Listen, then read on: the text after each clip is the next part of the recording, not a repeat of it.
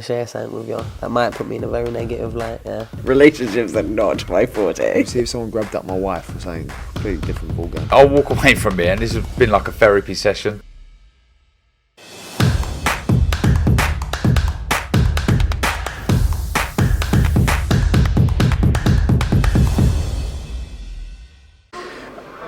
Andrew McCART, IFL TV, proudly sponsored by Everlast. I'm with the man himself, Paul Smith. Paul, we're here in Sheffield, man. How's things? Sam, mate, you alright? Good, mate. It's a big night here in tomorrow night. It's going to be a big night in Sheffield. I mean, I just heard you speak to Ali Drew there. I mean, Sheffield used to be this boxing hub when you talk about the Ingle gym back in the day. You mentioned Ryan Rolls, Nassim, Johnny Nelson, all these guys. Dalton Smith's doing his thing. But tonight, do you feel like the Steel City has been starved of boxing of late? Yeah, I said then, I don't want to be disrespectful to Cal Brook or the other fighters who had a bit of success, a lot of success. But they were flying in like the early, mid and late 90s with Nas and Rhodes and all the names you said. The Ingle gym were massive. And it just went a bit quiet, but recently it's really picking back up. And Sonny Edwards is classed as Sheffield. He's lived here for 8 years. This is his home. And if you can make this his hometown and gain a good following and gain a good fan base, then that'll be great for him. Dalton Smith's flying at the moment. Grant Smith's doing really well as a trainer. I like Grant. He's having a lot of success at the moment. But it's always been a good fighting city since I was certainly a kid anyway, growing up watching them fighters. So if they can get that back to end up what they had back then it'll be great for them. You mentioned Sonny Edwards there, coming from Sheffield. He's been here 8 years, and by his own admission, yesterday at the press conference, he mentioned that he was surprised at how many tickets he managed to sell up here. Because he said he couldn't have done that down in London, but he's managed to sell 300-400 tickets, whatever it may be, up here. So that being said, he's up against a tough opponent in Felix Alvarado. Again, more knockouts than Sonny's had fights, but Sonny Edwards, he knows to nullify these hard punches, doesn't he? So what are you expecting tomorrow night? I've just said then, we've just been recording a preview show about it, and the most important thing for me for Sonny Edwards, he has to stay switched on from belt to belt, 3 minutes of every round. It's okay having the elusiveness what he's got and the slickness that he has and the skills that he has, and it's brilliant watching him. I love watching him, and again, partly why I love watching the way he is and the way he fights, the same with the likes of Lomachenko and everyone else, is because I probably couldn't do that in a million years. You fight your certain way, and if you try and do another way, you can't. And I've always said that about Sonny Edwards. He does things where he makes a lot of very, very difficult things look easy, and he seems to time everything perfect. He can see things a little split second faster, but he has to stay switched on. 33 knockouts at that weight, at like flyweight, whatever weight near in and around that weight, is very, very tough to do. Even if you're trying to knock the fella off the street out, never mind a boxer or a professional boxer. And the higher through the levels you get, especially at this level now, what they're both at, it's very, very difficult to get that many knockouts. So it's not something that he can take lightly. Sonny Edwards, he's got to stay composed and switched on and have a good game plan. If it's not going right after a few rounds, he's going to have to change it and adapt. But he's IBF world champion. This is his third defence, and he's not there for nothing. He's there for a reason. So he has to use that to his advantage tomorrow and as I say, just box really well and get the points victory. Going down the card, now the fight I'm excited about is young Jack Bateson against Shabazz Masood, because this type of fight could have been for the British title, but they've took it as a final eliminator. You've got two young kids who are hungry young kids. They're undefeated. They've got a great skill set, the two of them. They're great. Technically, they're beautiful boxers to watch. They took this fight so early on in their career, so credit to them. So what kind of fight are you expecting here? A cagey fight, or do you see them two hungry lions going at it? I've just said again, I can see it going a distance. I can see it non-stop, bell-to-bell action, and I'm not trying to sell it or plug it. I'm looking forward to this one the most. This is the most exciting fight of the night for me. Again, no disrespect to any of the other fighters, but it's one I've been really looking forward to. I like Shabazz Masood since he's been involved with Probellum and everyone else, and I've got to know him, and he's a nice kid. He's always respectful and polite, and he's a good fighter as well. He's got a good team behind him, good trainer. I've always had a bit of a soft spot for Jack Bateson. I've known him a long time, since he was younger when he first turned pro. Before he turned pro, when he was an amateur, just follow him on social media, watching what he's doing now. He's a good kid, he's a nice kid, but he can fight as well. And I can just see the styles gelling, and I can't see a stoppage in it. I can see them going belt to belt for 3 minutes of every round, and I can see it going the distance and being up there with one of the fights of the year if it goes to plan. I mentioned it's a British final eliminator, but for these two undefeated fighters to go at it this so early in their career, do you think we should see more of that? Do you think that more young up-and-coming fighters who have that 10-0, 12-0, 13-0, should we see more of them coming fighting each other this early on in their career? Do you think are you one of the fighters that thinks I'll wait for it until it's a British title or a European title on the line? It's a tough one, and it probably depends what hat you're wearing. If I'm wearing the fighter hat, I'm thinking good on yous, good on the both of yous for taking it. And it's nice to see them taking this fight knowing that when you take a fight, you never think about you're going to lose it. You never think, well, what if I lose? You don't think that way. So whoever does lose it will have a way back straight away, and they'll still be successful, and they'll still have a route back to get back to where they was before this fight. As a manager, put a manager's hat on, why would you take that fight for an eliminator when you can just wait it out, or fight someone else and you can fight someone else, let him fight for the title, you fight him for the title, vice versa. But every credit to them both for taking it. We're here, so it's not like either fighter's made a bad decision or the wrong decision. I'm buzzing that I'm seeing the fight. You are. Everyone that's here is made up of seeing it. It could be for more money, it could be for the better belt if they'd both waited out and fought other people, as you say, but maybe it wouldn't have. So the fact that we're here shows that both fighters are very, very confident in their own ability, and they're both confident of reaching the levels that they want to reach by taking the fight. They both obviously clearly think they're going to win or know they're going to win, but they're not both going to win, so that's why it's exciting to see tomorrow, and I do really believe it's going to be a great fight. But yeah, I think you're exactly right what you're saying. You've got to credit both fighters for taking this because they didn't have to. I know you're a better man. Can you see a draw on this one then? Possibly, yeah. I am a betting man, and some of the fights that I would bet on, this would be one that I'd probably sit out, to be honest with you, because I'm struggling to pick a winner.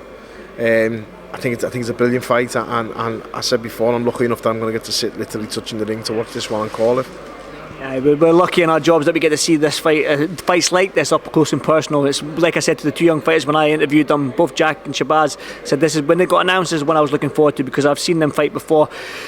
That being said, we're going to go further down the card again.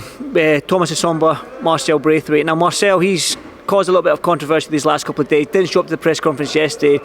Came in 0.7 over the weight. From my understanding, it looked like he wasn't going to take that hour to take the weight off.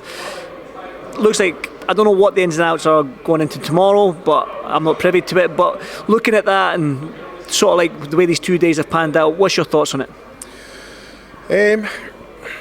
For me, if he's missed the weight by 0.8 of a pound and he hasn't even bothered to try and get it off, he's just told them no, I'm not getting it off, then he's at his limit, and that's fine. That's that's boxing.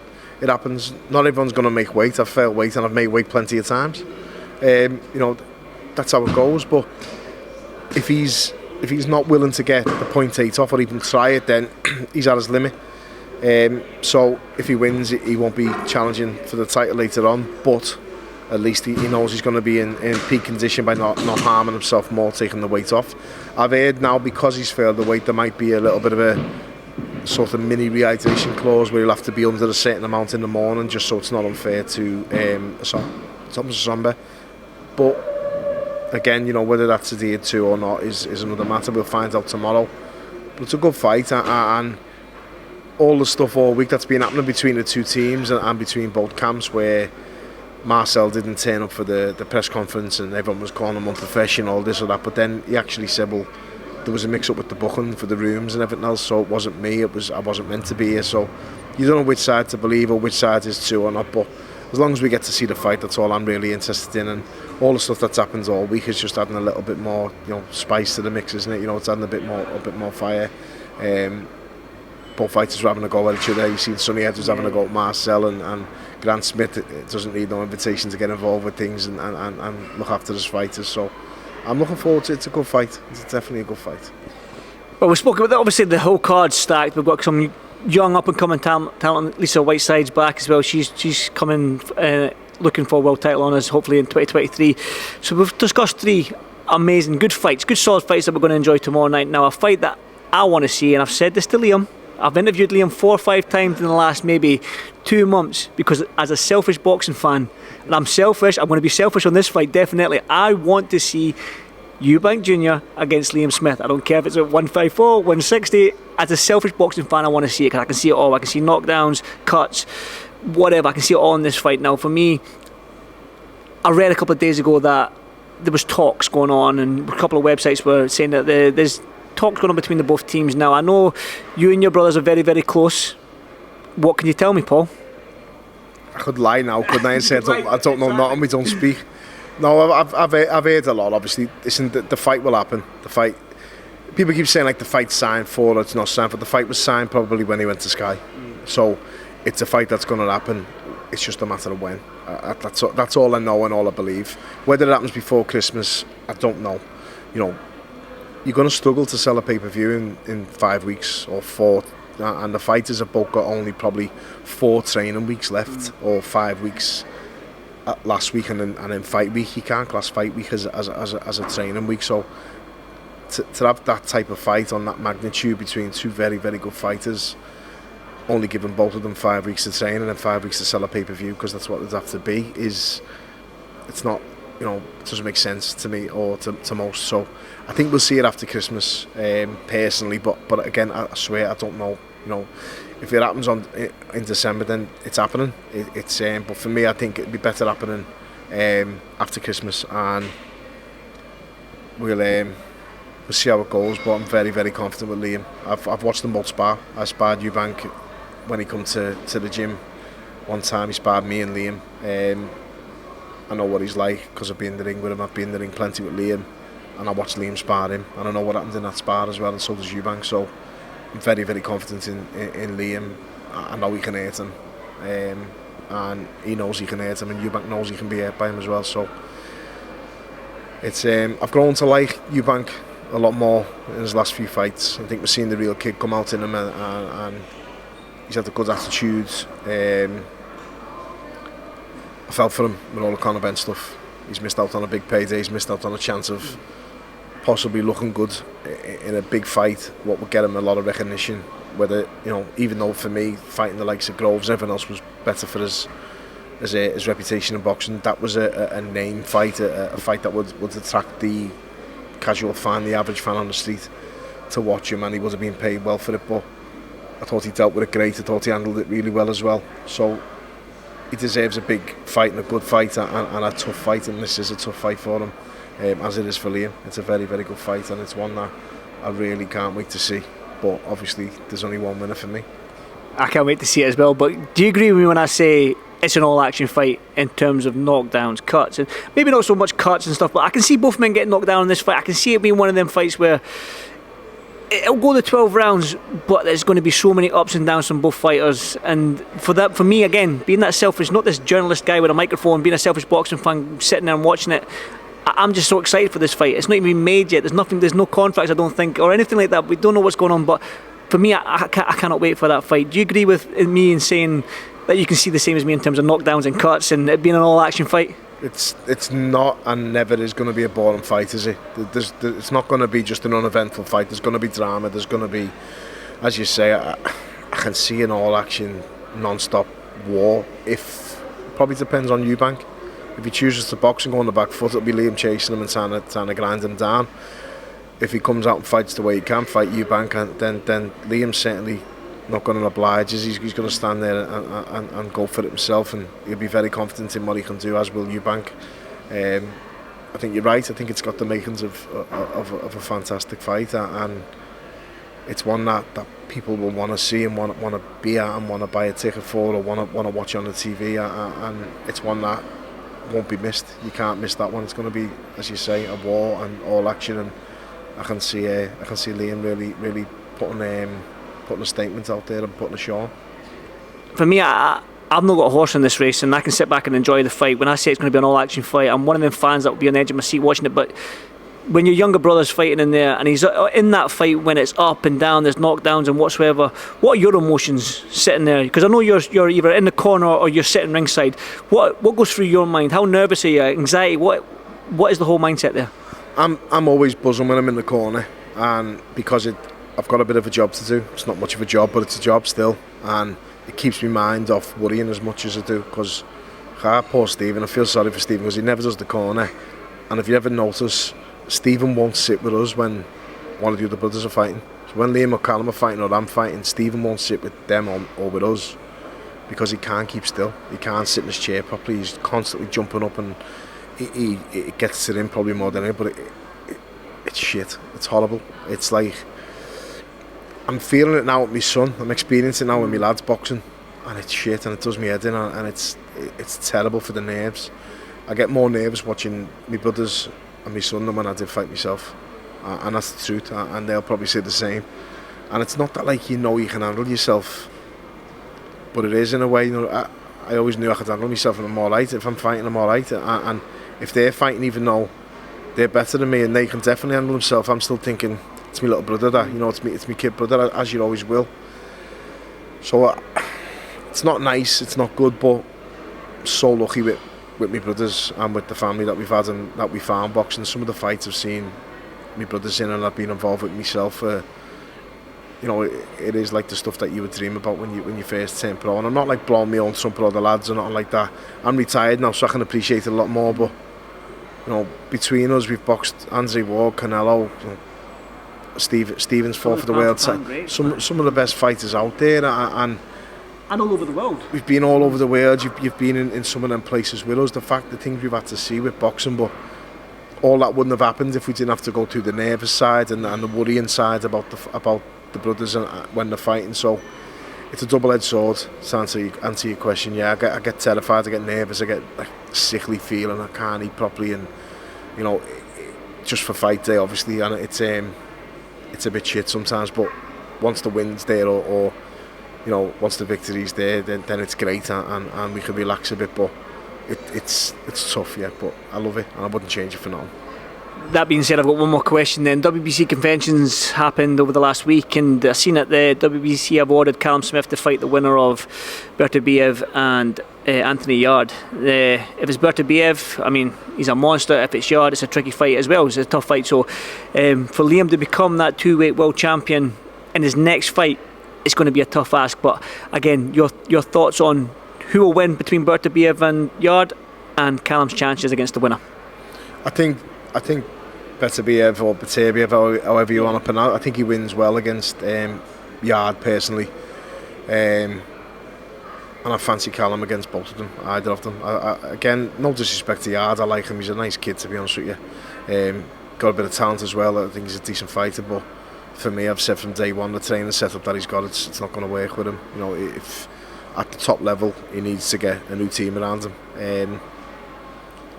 I'd like to be proved wrong, but I can't see him putting a dent in Beterbiev. I think he's shown his vulnerabilities. Beterbiev, he can be hurt, and Callum Johnson nailed him. Callum Johnson's a big puncher. I've been in the ring with him. He's caught me a couple of times, and he can whack, he can crack.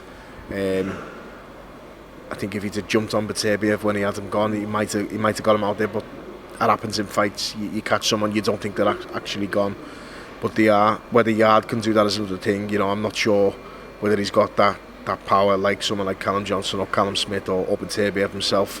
And he can certainly punch Beterbiev. Obviously, he's a massive puncher, but he's old and he's getting older, and that's not slagging him off or calling him by any means. But it's a fact. He's getting older, and this is a young man's sport, and always will be. I think Beterbiev will stop Yard, and I think Callum will stop Beterbiev, and I think it'll probably be early, and I think it'll probably be both fighters just going for it,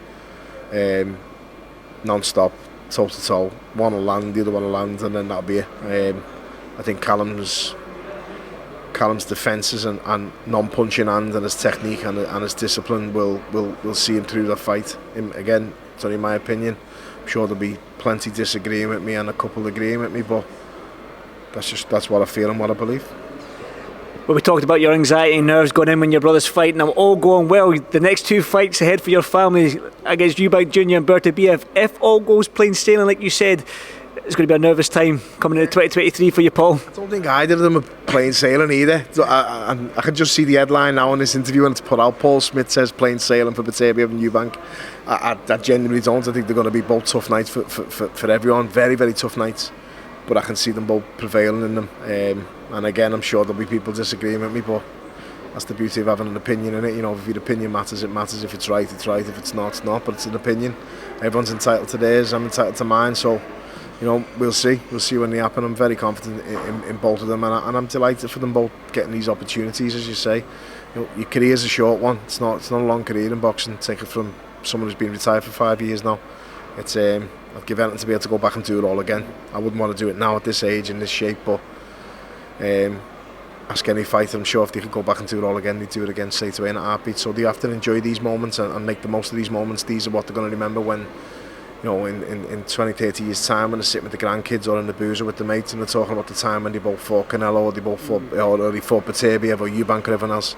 I'm not going to sit there and remember the journeyman I fought to be 16th fight or be 10th fight or my 4th fight, or I'm going to tell everyone about when I fought Andre Ward in the States, something to build the same way Stephen's stopped to build in the States, Liam has, Callum has, you know, all 4 of us have done that. It's not bad for 4 scallies from Liverpool. It's what you remember when you're older. You will remember them things, but you have to enjoy it along the way, and I'm buzzing for them both, and I hope they do enjoy it. Well, that's a perfect way to end this interview. I know you're probably hungry because I heard somebody talk about Cosmo's going for some buffet, so go and enjoy that, mate, and we'll join the fights tomorrow night. So thank you as always. All you can eat buffet. Can't wait. That's right up your street now. Thanks a lot, mate. Cheers, Paul. Thank you. Thanks, Andy.